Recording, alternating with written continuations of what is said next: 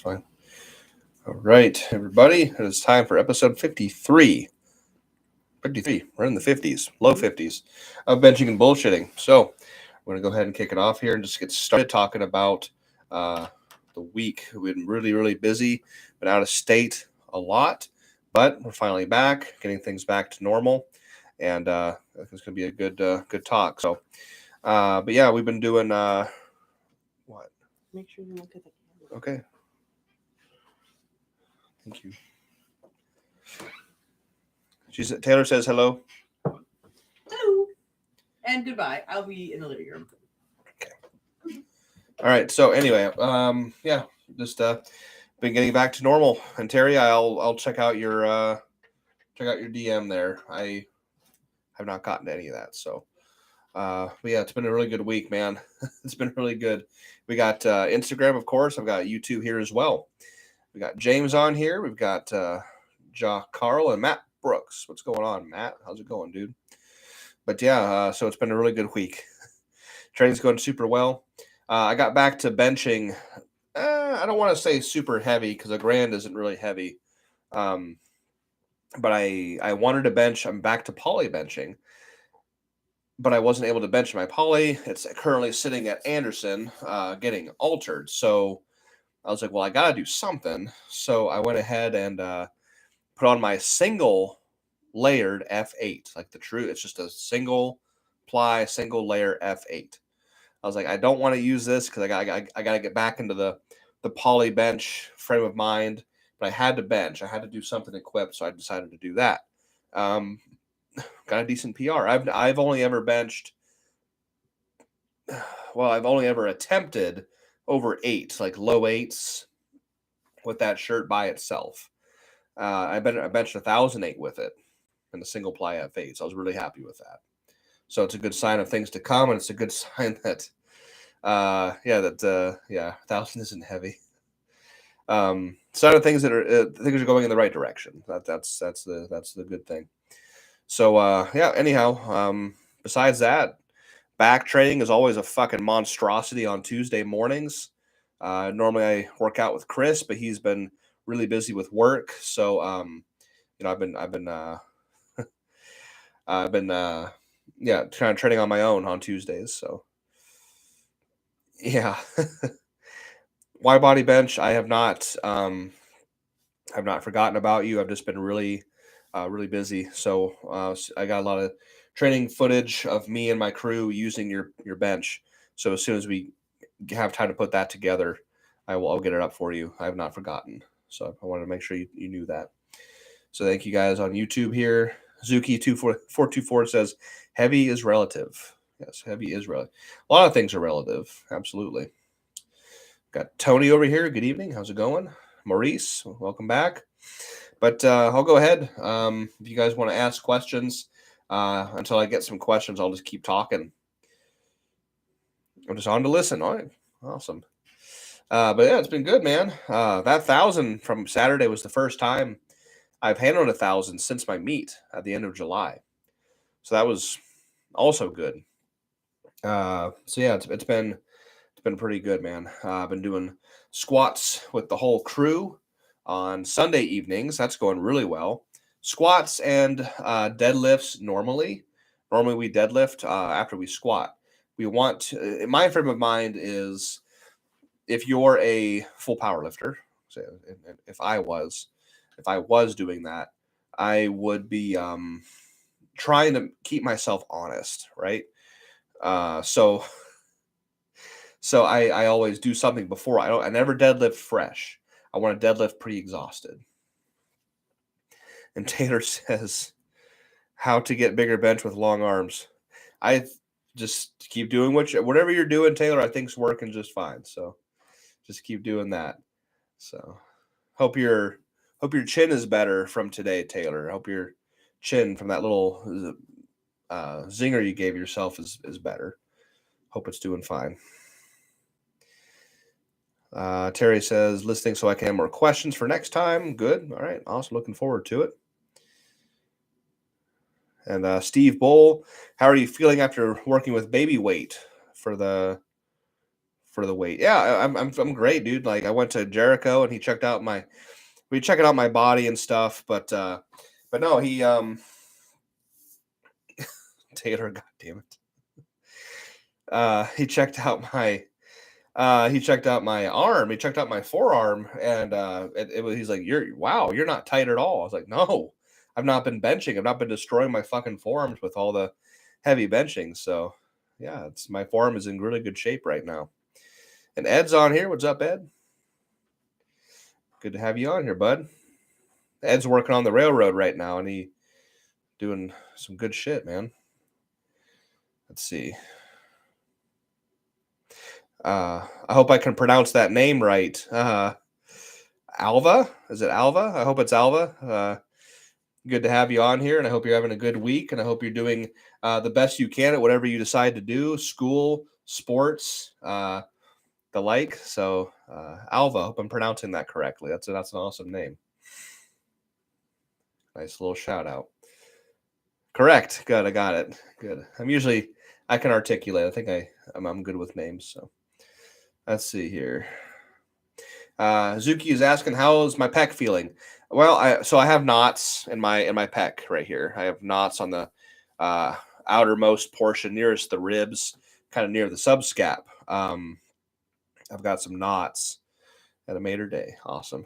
So yeah, I've got knots, and it's really pissing me off. I can't get rid of them, so it's okay. I can work around it. It's just one of those pain in the ass things I have to deal with. So it's okay. I know what it is. I've identified it, so that's a good thing for up here. So yeah, doing well. Thank you for asking. Mike Rodriguez says, "Hey Jimmy, just finished your 10-week program and loved it. Added 44 pounds to my bench. I'll be damn.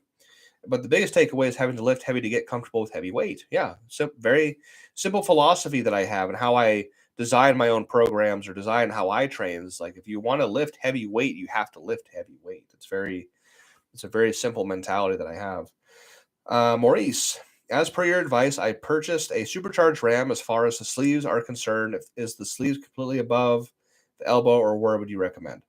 Well, because it's not a piece that you can compete with. It's just a training tool. Honestly, man, like my rams were always on my elbows. I didn't try to get it all the way above the elbow I just put it on as far as I could swim into it. And they were always on my elbows, but because it's a training piece, it's nothing that you can compete with. It doesn't matter. So wherever it's comfortable for you.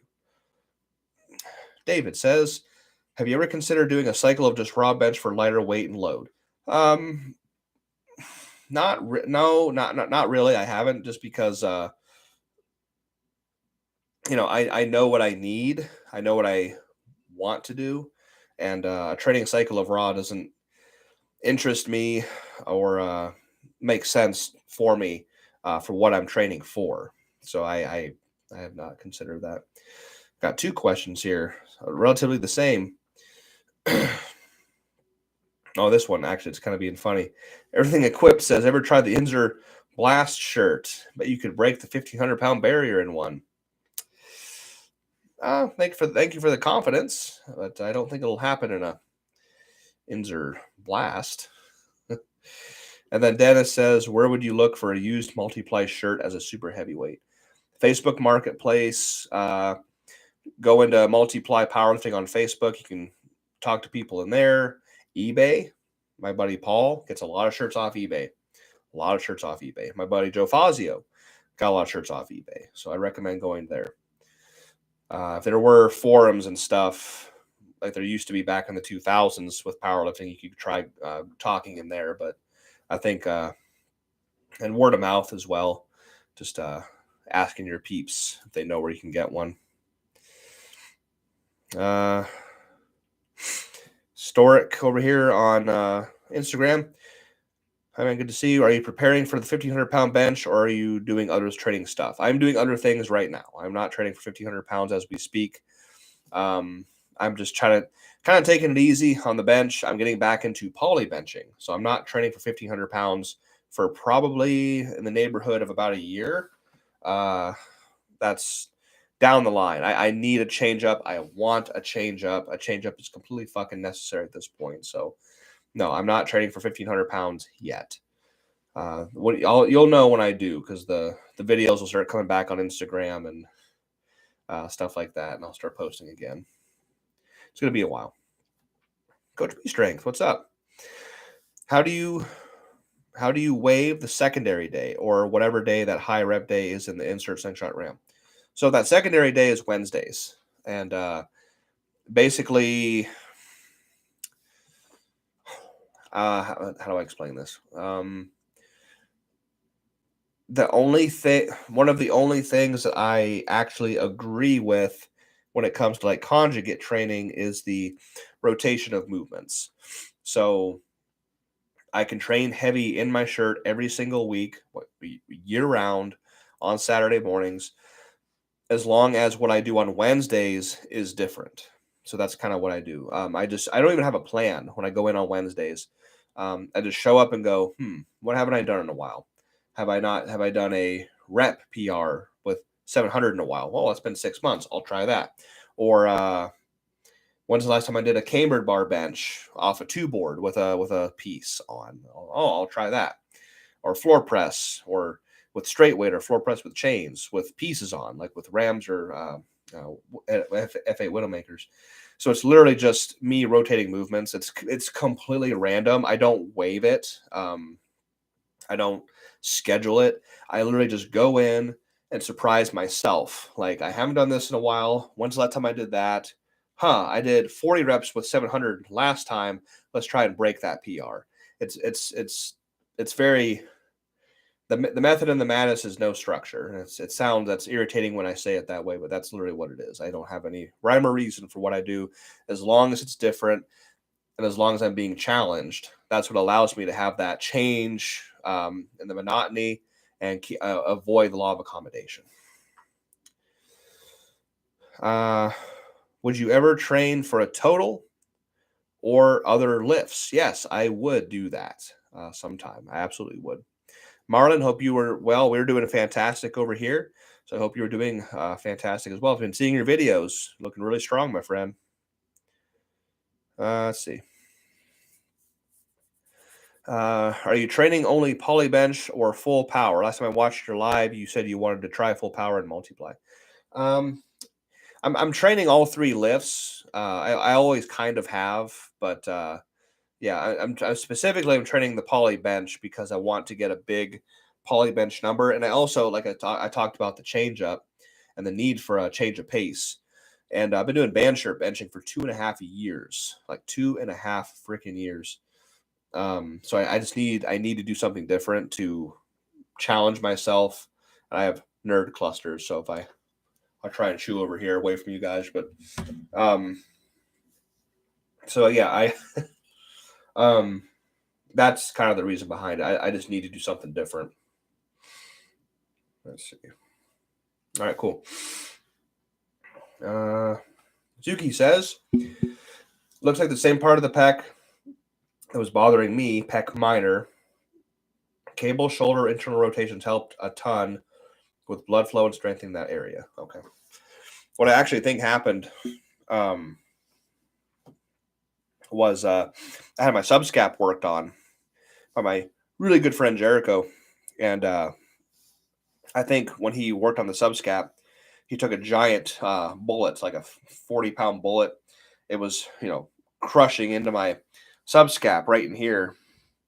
And I mean, I've never had that worked on before. So I think what happened is my pec seized up in response to that and just got knots. So a muscle put under tension can knot up. So now that knotted up muscle has to be put under tension to get it to loosen up. And I can't do that myself. And it's really hard to do. So when I go home to Ohio in October, me and Katie, I'll have Fabi work on that and get rid of it. And Terry's asking, do you train any deadlift variations, deficits, block pulls, etc.? Yeah, I do. Yeah. Deadlift is the absolute blemish of my powerlifting career. It's just, I have a bench press body. So deadlift is an absolute piece of shit lift. I hate it. And I look fucking ridiculous when I do it. Coach B Strength, is there a rep threshold you would recommend not going under on the secondary day? I was feeling a bit beat up when we go under 8s on the secondary day while benching heavy on Saturday. So if you go under 8s, I train everything, bro. Like I'll do raw 3-board reverse grip. I'll do sets of 3s or 5s. I'll put slinger on and do floor press for 5x5 or sets of 10. I mean, it's so random, bro. Like the point is to be challenged. Once in a while, I'll just go, oh, I haven't benched 405 for 20 in a while. Let's see if I can break that PR. I'll just do 405 for 20 or something. No, if you're feeling beat up, you obviously have to listen to that. And but I work 5s. I've worked as heavy as doing singles and doubles and triples on Wednesdays prior to going into benching on Saturday. It's just it's so fucking random. I'm not a good person to ask, I guess, because I do things a little bit different.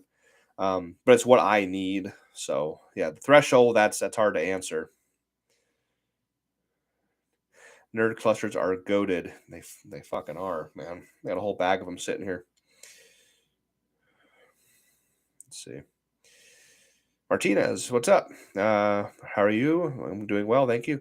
Which single ply shirts do you think are the easier to learn? Thinking in getting an F6 or a katana, and suggestions are welcome as always. I would start with the F6.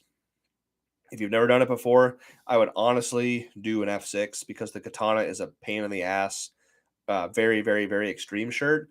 One layer of F6 is 26. I hope that's right. 26% thinner than one layer of katana. So I would suggest starting with the F6. Marlon says, dude, when I see you and Tiny and the others, you have so damn huge triceps. Do you think reversed bench made it so big and strong? I will try it more. That changed my life, Marlon. Reverse grip bench changed everything, like the whole parameter, the whole direction of my career. Everybody should bench backwards. Coach B Strength. Yeah, you're welcome. I hope I didn't. Hope I answered them to your liking, because I don't have a very structured plan. Like I never do. I just kind of go and do what I want, like, and what I feel like doing. So thank you for that. And Terry says, brother, you're super thick and wide hips. I wouldn't expect that to be easy for you. Blaine Sumner has talked about this as well. He's taller, but also thick and wide like you. Yeah, I look fucking stupid when I deadlift. It just does not look natural. It looks so dumb.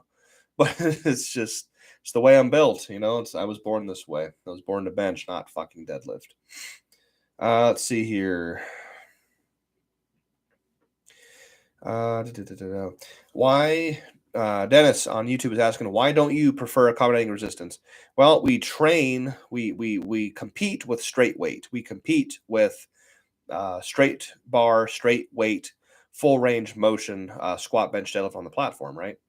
So I think accommodating resistance has its place. I just think it's very overused. It changes the direction. It changes how the weight is. We don't compete with it. We don't compete with chains on the bar. We don't compete with reverse bands or with bands pulling down on the bar, and bands pull in a straight line. And oftentimes, sometimes on the squat, ideally, and the deadlift, ideally, you do lift the bar relatively in a straight line. If I'm not mistaken, but with the bench, especially, I'm coming from bench only standpoint. I've said in the past, I say this all the time. I think conjugate works. I think accommodating resistance works for squat and deadlift. I don't think it works for bench. I just don't think it works for bench. I personally want to get used to and be very proficient at lifting straight weight. Now saying that, I once or twice a year, I will throw on chains or bands and do a bench variation, but it's very, very, very, very seldom. Like 0.5% of all my training is accommodating resistance, like very, very little. So I want to get good at lifting straight weight because that's what we compete on or compete with.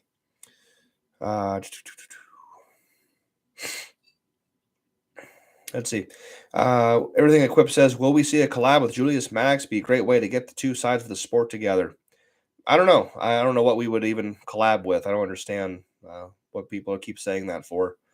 Um, I don't know. I don't know if you have an idea what that would look like. Please share because I don't quite understand.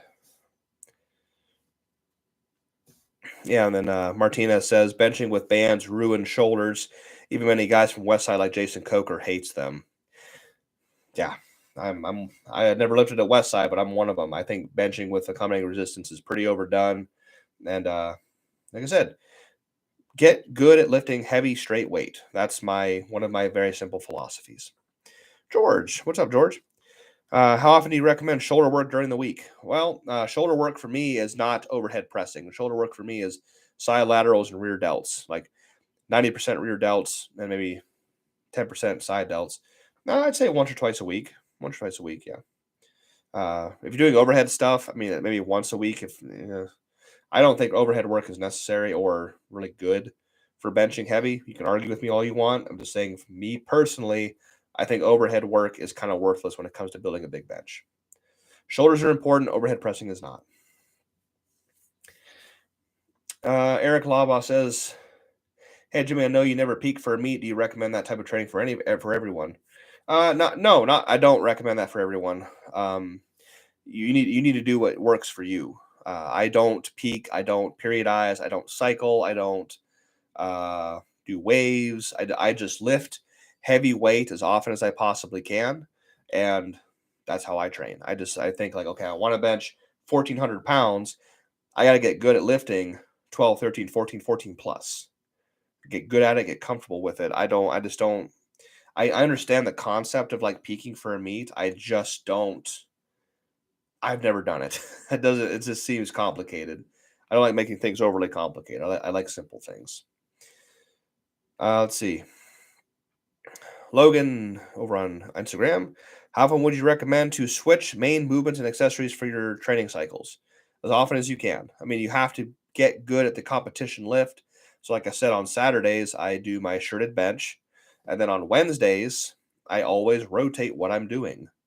Every single Wednesday is something different, whether it be one less board or one more board, a different grip, a different angle, floor, flat bench, low incline, dumbbell work. If we had a decline bench, I would live on it, but we don't have one. So switch as often as you can. But don't switch and do the things that are fucking worthless to you. You know what I'm saying? Like me, overhead work and dips are absolutely fucking worthless, and I will never do them.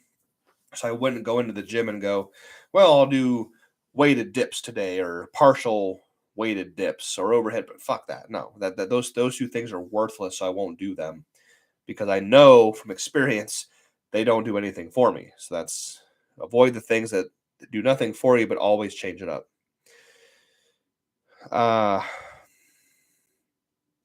Hey Jimmy, what percentage of your work is, I can't pronounce that word, prophylaxis, prehab rehab style stuff for internal external rotators? I bench with my bamboo bar 1 to 2 times a week, 4 to 5 sets of 20 to 30 reps, and I'll do mobility work, or at least Donnie Thompson shoulder protocol work twice a week. The percentage is very small, but it's still there. I couldn't put a number on it, but I do it every week. It's just hard to give an exact number on what the percentage would be. Marlon says, "Will your seminar at Elite of TS be on Patreon?" Dave posts something, I think. I mean, I could post the link to it in Patreon if you want to watch it that way. If you could just find it on YouTube, but if you want me to put it on Patreon, I would. I don't mind. George says, Jimmy, how would you train the declines? I would train them. I don't know. I would. I would just train them like anything else. Probably like 5x5 or heavy triples. I do it all reverse grip. Definitely, I do reverse grip decline. Just like anything else, just rotate it in. Do, like I said, 5 sets of 5 or heavy triples or even doubles. Yeah, just work it in like anything else.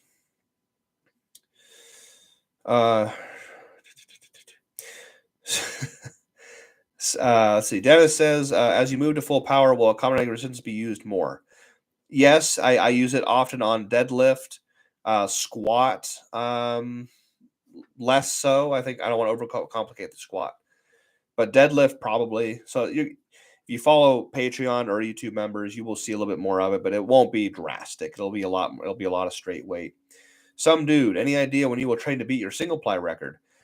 I think you got 1200 in you. I don't know when I'm going to train for that. I want to do it. I want to beat that 1120. 1200 in single ply would be like that'd be insane. Um, I'm just now getting back to benching heavy somewhat, so I got a long time before I break any more records in bench. Everything equipped says bench panel, a couple of YouTube videos, switch sides for the day, etc. Just a couple ideas. Oh well, those are good ideas. I don't know. I think we're both very busy. I know I am. I'm sure he is. I don't know. It'd be a quite. And plus, on top of that, I'm concerned. I'm just not too concerned with it, to be honest with you. My fat ass cat back there. YouTube can see it. Instagram can't. But I'm just not very concerned with it either. I just don't really care. I just not no not like ill of respect. It's just like I just have better things to concern my time with than crossing over to the other side of the sport and trying to collab with it. I just, I like doing what I'm doing and I'm happy. I love training and being with my friends and wife, and I just want to focus on that. I don't, I just don't have a lot of thoughts with it. Let's see, Maurice, how did you get such a great sense of humor? Some of your euphemisms are too. I don't know, dude. I guess Brickyard and Marine Corps and just having like weird friends in high school, and I don't fucking know. I don't know what you're talking about, but thank you though. Dennis says briefs or raw. Always briefs. Equipped. No raw. Eric, I forgot to mention I finally got a touch in that damn super katana. Great. That's excellent. That's tough, isn't it? It's fucking insane, isn't it? That's awesome. Then Dennis says that seems to work for me and the two other guys I train with pretty well. Okay. Oh, I see what you're saying. Okay. That's you're talking about your wave up here. I'm sorry. Sorry about that. And 6 hybrid. What's a good rep scheme to build a reverse grip with the Kolb claw grip? I make no claims. If you want to call it that, that's fine. I've been doing it for a few weeks to practice with medium weights, and it feels great. Well, good. I'm glad it feels great. A lot of people try it and love it, so I'm glad you're doing it. Good rep scheme. Just do it all the time, bro. Like do your warm ups that way. I warm up at competitions with the claw reverse grip. Like even when I'm warming up at a meet, I'm reverse grip. So I just do it all the time, like full time. When I'm warming up, bar, 1 plate, 2 plate, 3. Before I do shirt work, before I do slinger work, if I'm doing raw that day, it's all reverse grip. I do it all the time, like twice a week, all the time. I am really far behind. Terry Conjugate says, I was just going to ask about dumbbells. I wonder what kind of weight would be good enough for you. That's a good question. I don't know. I'm not sure. I'm not sure. We have 140s at Unleashed, and I can use those for a number of things. They seem to be okay. John Rupo's on here. What's going on, bud? Glad to see all your awesome lifting. That was really cool to watch. Simple Iron Truth says, no more questions for me, man. Just a big thanks for paying your expertise forward so generously. Cheers. Well, thank you for hopping on here and asking questions. I like doing that. Logan, do you think isolation movements, tricep extensions, chest flies, etc., are critical for maximum strength? Yes, I do. Or would you recommend just the compound movements? No, you need both. You need both. You need compound movements and you need the single joint isolation movements. You need both. Absolutely. Jimmy, do you think Penlay rows made your back thicker and stronger, or just stronger because I never felt some big pump after I did it, after it or something? Well, I think for muscle building purposes, people favor something more like dumbbell rows or croc rows. Penlay rows have not been really well known for building like enormous amounts of mass, but for strength, Penlay rows are just the shit, man. So it's kind of a hard. I don't know. I mean, I think I can't see my back. I think it's I think it's grown in response to all the back work, hopefully. And the pen leg rows are a big part of my training. So yeah, I don't know. It's hard to say. Let's see. Catching up, guys. Catching up. Patrick says, typically, what type of tricep work do you perform? Well, reverse grip bench, floor extensions with a easy curl bar, underhand pulley extensions, one arm at a time. I do a lot of incline work for triceps, not incline bench, but like incline dumbbell extensions and incline JMs. That's an interesting one. All right, we're caught up. Kyle, do I need to change anything with F8 after having the scooped collar put out on, or is everything the same and it will just won't choke me out? Yeah, it just change nothing. Just do exactly what you're doing before. Just know that with the collar on it now, it's not going to choke you the fuck out. Just keep wearing it low. Don't wear it high. You want to keep it. Yeah, don't change anything.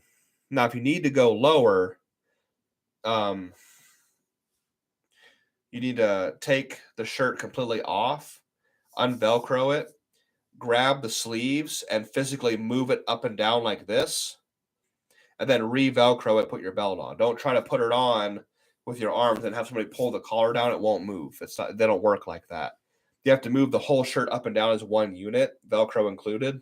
So if you need to make adjustments, unvelcro it, take it off, physically move it down to your lower spot, re-velcro it before you slip your arms back in. Some dude on YouTube says, I bench 275 and want to get into single ply. What's a good single ply shirt to start with?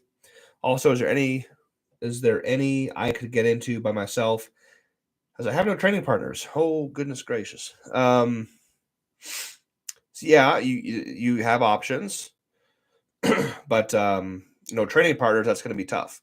So given the fact that you have no training partners, I would say a single ply F8. Yes. The single ply F8 from Anderson Powerlifting would be a good option. And if you want, what I did with mine from Anderson Powerlifting is I cut it down the middle with a pair of scissors in the back to make it a lot easier to get into. But if you want to get into like single ply poly for the sake of competing single ply, I would say a mild fitting like F6 would be a good starting point for you. It's going to be much, much, much harder to get into, much more cumbersome. Plus, you have to go through the break-in process. It's a royal pain in the ass. But if you want immediate, like you just put it on and start using it, single ply F8. And if you want to get one from AndersonPowerlifting.com, you can always use my code, which is Kolbstrong, which I'll put right here in the chat for you just real quick. I got to move you guys for just a quick second. I can't spell. STR. That's my fucking name. STRONG.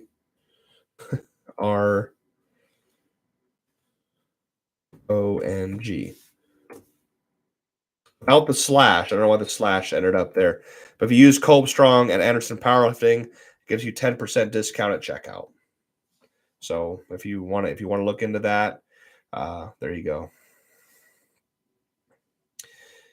Let's see. Terry Conjugate says, what's the most boards you'll use to emphasize triceps while benching? Well, most of my top end work is done raw or very, very, very gear deficient. I can't go above a 3-board. 3-board is the absolute highest I can possibly go. I have very short arms. Apparently, I don't know. The internet says I have really short arms. So I do 3-board at most. If I did a 4-board, there'd literally be no range of motion, like at all. So 3-board is the highest. So I train 3-board and 2-board raw typically. But I wouldn't go any higher than that. Now, if you have longer, not like everybody at my gym, like Cam and Taylor and Paul and Andrew, all have very long arms. They can make a 4-board work because they have a longer stroke than I do. But 4-board for me is completely fucking worthless. George says, how many sets of triceps do you do normally? How many sets of triceps do I do? Let me think. If I do 2 or 3 movements of triceps, so single joint. If I do like reverse grip boards, I'll do 3 to 4 or 5 working sets of either 3s or 5s. It always depends. I'll go on to the single joint movements like incline dumbbells or incline JMs or floor extensions. I'll do 3 to 4 working sets of sometimes 5s, sometimes 8 to 10, somewhere in there, 10 to 12. So yes, I hope that helped. Yeah, I think that's how I would do it. Where are we? Marlon says, when we see each other at the Arnold next year, it's possible to talk a little bit. Don't want to be a fanboy, but man, I learned a lot from you. One sec, guys. I got to hydrate.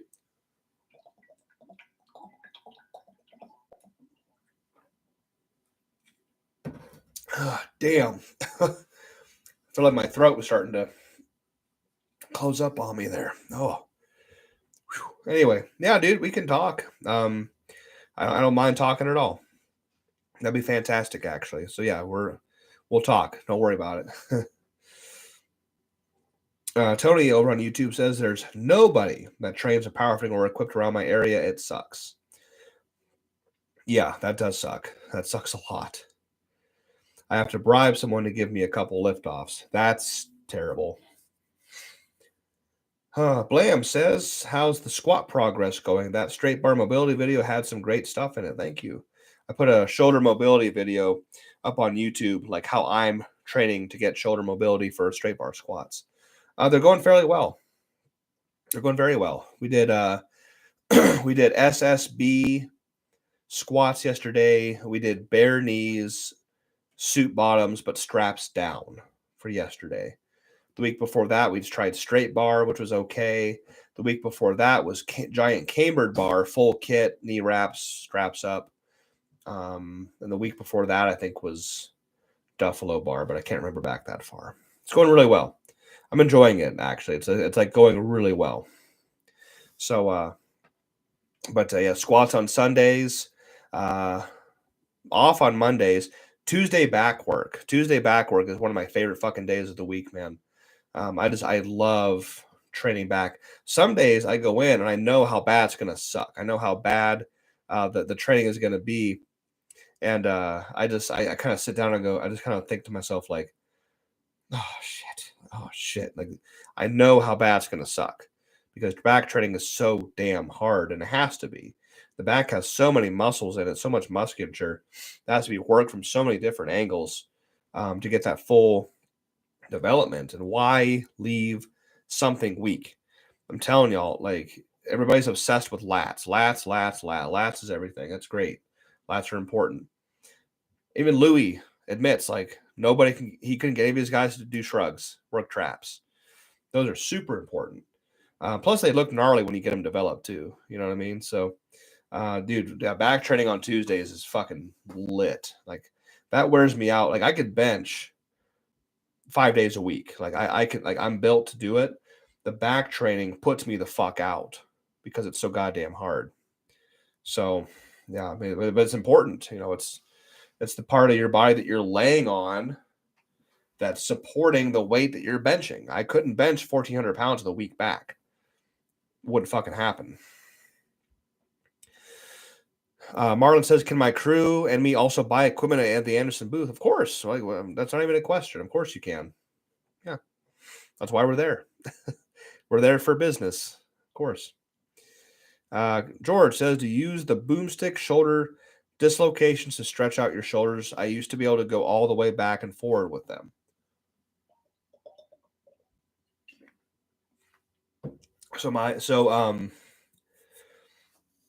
Jericho told me to not do those. He gave me one stretch to do. I was telling him, like, should I do all these like shoulder dislocations and band work behind the neck and behind the back? He goes, no, you need one. He gave me one stretch to do. This is it. I put a band overhead. I put my arm through it, and the band's around my elbow. And I pull it tight, and I grab it with my arm, my hand like this. And then I walk forward, and it pulls my arm back and above my head. And then I pull it down a little bit. Then I relax into it, and then I pull it down, and I relax into it. And I'll consistently walk more and more forward as the sets progress to get further and further stretch. That's all I do for shoulder mobility for the straight bar squat. Is just that stretch.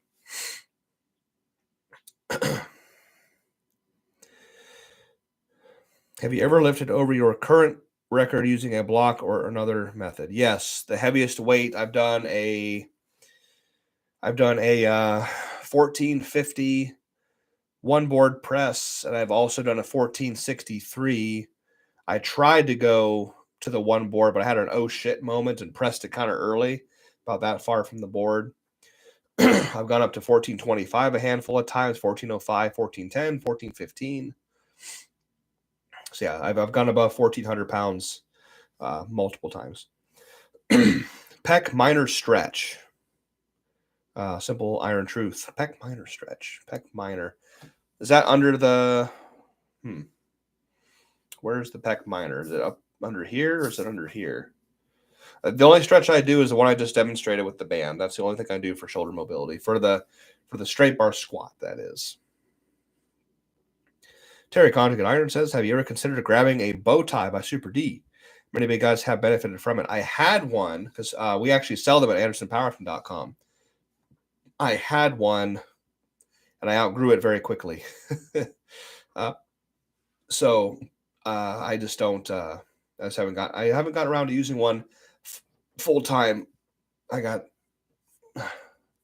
a burp stuck in there somewhere. But anyway, no. So I could probably benefit from getting one again and actually using it all the time and squatting with it and going through my day-to-day, activities. Wearing one, I just haven't done it in a really long time. Oh, the band stretch you were just talking about. That's just the stretch. I told my buddy Jericho, I said, hey, I have a project. I have to be able to squat with a straight bar. What do I do? So I worked on my subscaps, and then he showed me that stretch. Now, it could be a pec minor. I don't feel it in the pecs. I feel it all in the shoulders. Yes, that seems like an active pec minor stretch. Spans the anterior scapula and attaches at ribs 3, 4, and 5. Sorry for the lag. Okay. Yeah. I mean, if it is, whatever it does, I mean, I know like this coming weekend we're squatting with a straight bar. We have to do that more often because these guys have north of the border coming up in just under 9 weeks now. So we have to do straight bar squats more often. So I just have to bite the bullet and do it. So knowing that I'm going to squat with a straight bar next Sunday, today we went into the gym because Katie wanted to get some more work done. So I went into the gym and did mobility work and like rehab stuff with bands. And I started stretching out my shoulders today.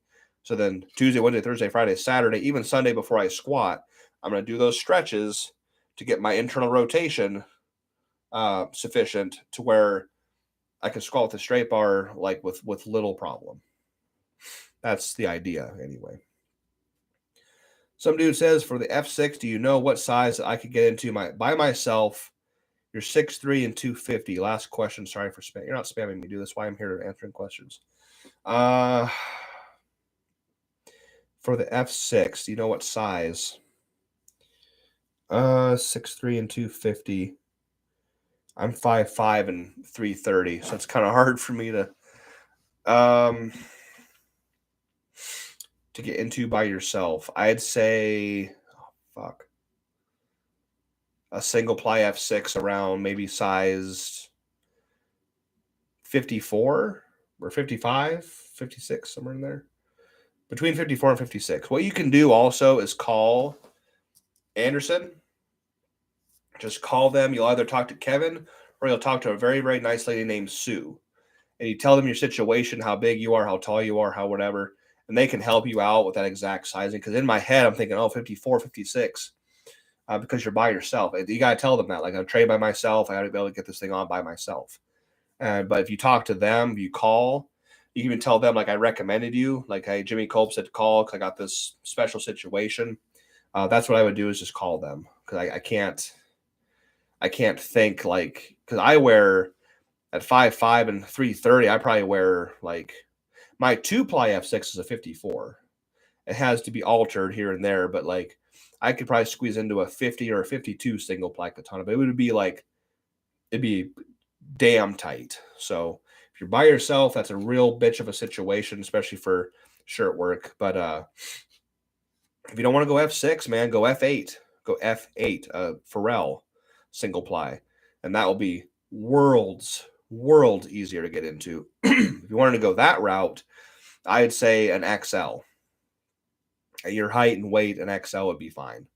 I know so because I wear an XL from an Anderson Powerlifting, a single ply F8. So, but if you want the F6, you can listen to me, or best option again, just call and talk to them on the phone. And again, if you can even use my code over the phone. Like, hey, I got this code Kolbstrong. It'll save you 10%. So, but yeah, man, not a lot of excitement this week though. Like I said, it's been a good week. They're always good weeks, but I'm not competing. I'm not training for a big meet. I'm taking it easy. So there's nothing really exciting to talk about or share stories or anything. But just know, like, it's going well, and I'm really happy. And things are exciting for me. And week by week, month by month, I mean, I have so much I want to get done. I have so many plans, you know. That's what people keep asking me, like, why not take a year or two and train for raw bench? I'm like, that's cool and all, but one, I'm going to do what I want to do anyway. Two, I have so many damn goals and things I want to do and multiply and different aspects of like equipped lifting that I want to accomplish. That's all I want to do. I'm going to do that.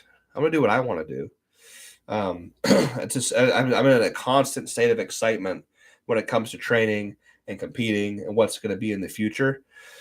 And I'm always trying to improve, whether it be squat, bench, deadlift, back training, something. But it's just I'm just such in love with what I'm doing in the sport, though, man.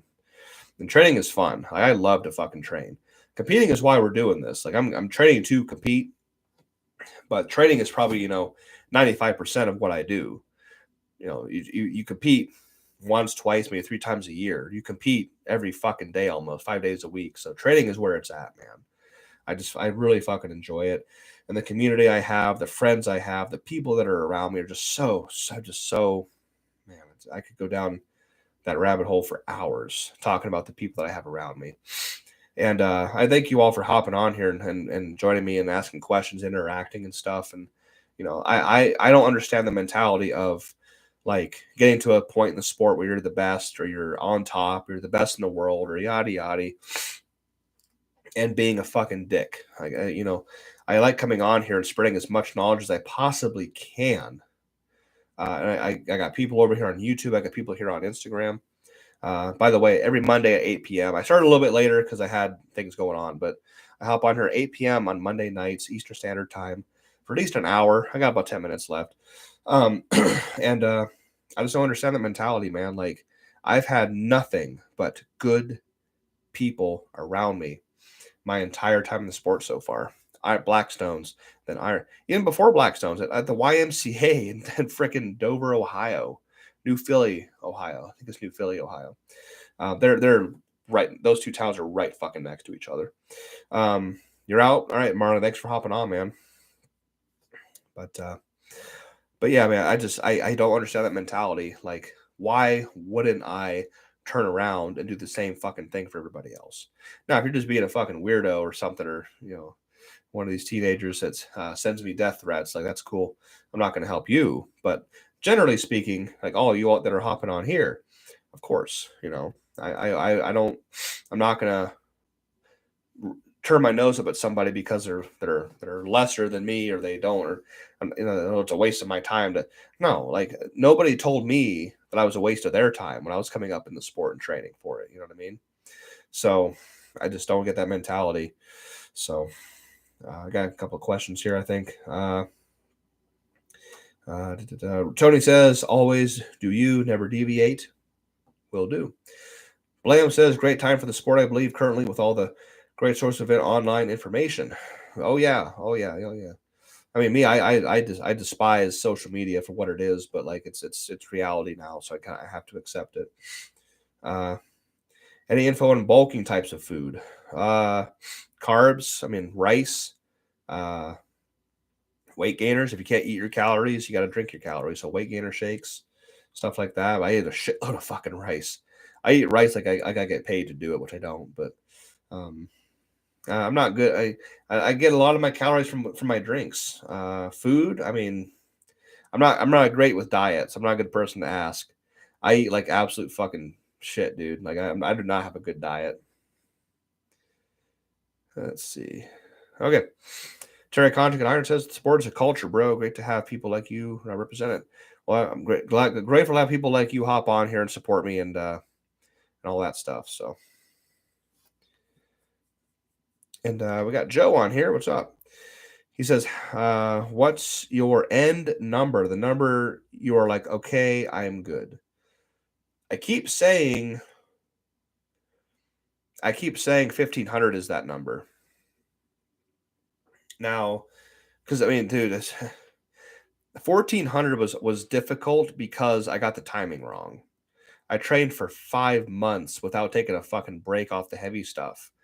I could have I could have benched 1,450 had I competed in like May or early June. But by the end of July, I was at the end of my fucking rope with that training. I did not do it in a smart manner. I started training after the Arnold, about 2 weeks deep after the Arnold in March, all the way to the end of July with no breaks, no deloads, just heavy, heavy, heavy, heavy, heavy, heavy. And my arm got more and more and more sore and fucked up. And so yeah, I got I only need to train for a lift like that 3 months, March, April, May. About 3 months is optimal. I trained for too damn long, and that's why 1,400 was so goddamn hard. The training lifts I did in the gym were fucking insane. I was like, oh, I'm going to bench 1,450 at this meet. No, because I pushed it too hard for too long. So saying like, oh, 14 was so damn hard, 15 is going to be fucking impossible. It's like, no, I know it's good. I know it's possible. It's just a matter of training for it and smartly in a smart manner. So if I keep saying that, like 1.5K could be the number where I finally say, okay, that's good. I could go no further. I could go not 1 pound heavier and be just fine. But then when I do it, watch. Then I'll go, oh, well, I'm only 100 pounds from 1,600. Nah, fuck, So, yeah, I don't know. It's just, I don't know. So the easy answer is 1.5. 3/4 of an American ton. I know an actual metric ton is 2,200 pounds, but the American ton, the one that matters, is 2,000 pounds. So 3/4 of a ton is the number that I think I could. Yeah, stop on. Let's see. Easy to eat, very palatable foods are key. Get a couple McDoubles, and even that's like 600 calories and 40 grams of protein. Hey, McDonald's is cheap. Well, I mean, it's getting expensive. Everything is, but McDonald's is cheap. It's got a shitload of calories in it. Fuck yeah. McDonald's breakfast is fucking dope. I will say that. McDonald's breakfast is pretty awesome. I've also got my sodium canteen. I always have that near me. The canteen that I got from Mr. Chad Ikes right there, Courage Barbell. I didn't talk about Element, but I drink Element. That's drinkelement.com. And I drink about 2,000 milligrams of sodium per day. And I get really fucking strong doing that. I don't have headaches anymore. The government wants you to believe that salt is bad for you. Don't do it. Reduce your salt intake. They're full of shit. If you do your independent research, please do. And don't listen to me, but I have been adding sodium into my diet at least 2,000 milligrams a day every day for months, and I feel like fucking Superman. And I'll never not do it. I don't have headaches anymore. I can think clearly. I'm strong. I perform well. That's the way. The Salty Rebellion. See there? Salt dealer. If you order 2 boxes, I realized this. I was already ordering 1 box of Element whenever I needed it. At one point, I ordered 2 for some reason. I just did it. They gave me a sticker. I got a sticker with it. So I think you have to order 2 boxes at once before they'll give you a sticker. So glad I did that. Let's see. Terry Condrick, did you use the same shirt you trained in for the 1,400? Yes.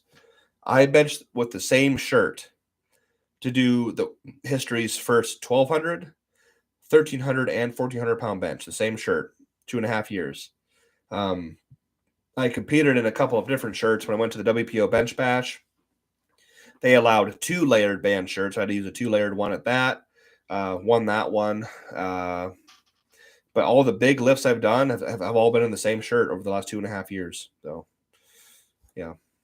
I love me some sodium. Oh, yes.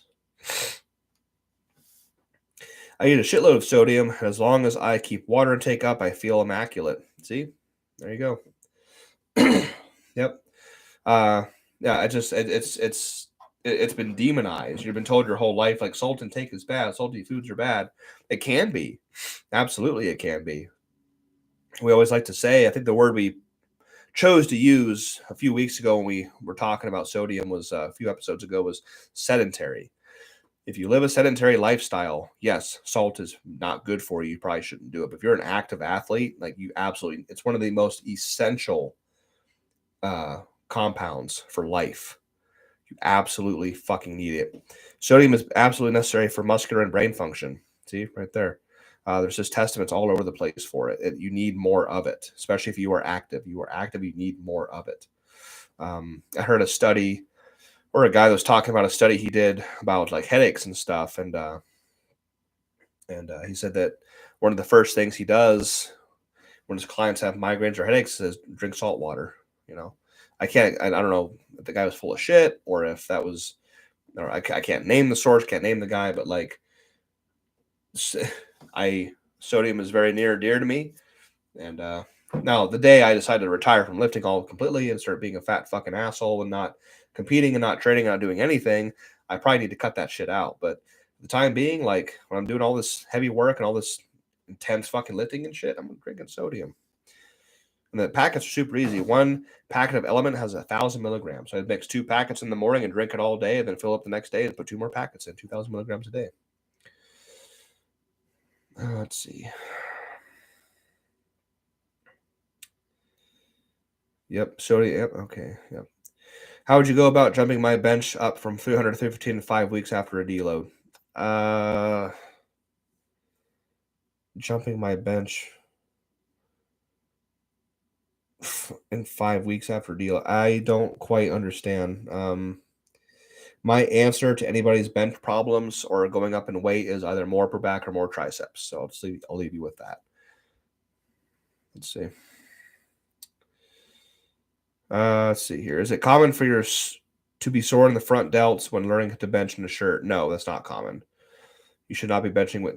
That means you're benching with you're pushing, you're using your shoulders, you're using your pecs in the shirt to heave ho the weight. You should not be sore in the front delts. No, it should be all in the triceps and the upper back. I don't track my protein intake, bro. I can't. I don't know. He said bacon is a near perfect food. Yeah, tons of saltiness in bacon, man.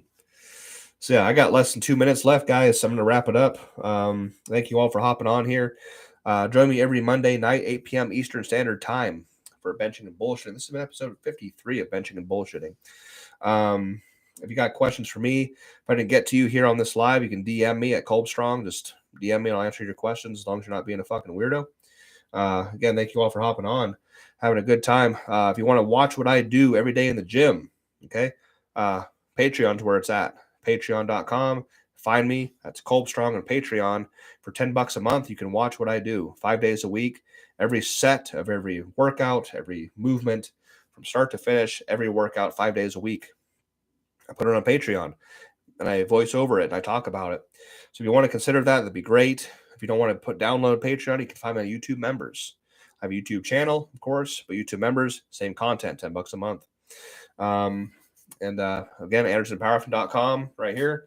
Use code Kolbstrong, KOLBSTRONG, one word, for 10% off anything at the store, minus the F8 bench bar. Doesn't work with the bench bar. If you want wraps, knee sleeves, belts, ammonia, chalk, F8 bench shirts, anything you can think of, AndersonPowerlifting.com. Use code Kolbstrong to get 10% off at the counter, or over the phone rather. But thank you all for hopping on here. Please have a good rest of your night. We will see you next Monday at 8 p.m. Eastern Standard Time.